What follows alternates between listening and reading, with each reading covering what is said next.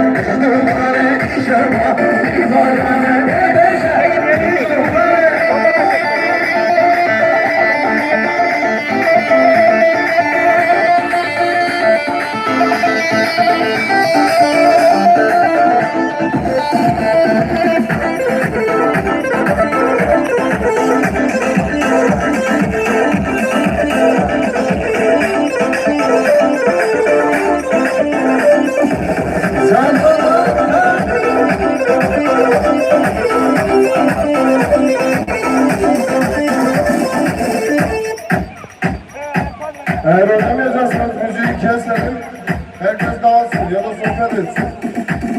Gençler, arkadaki gençler, oynamayacaksanız bu adamı niye buraya çağırdınız?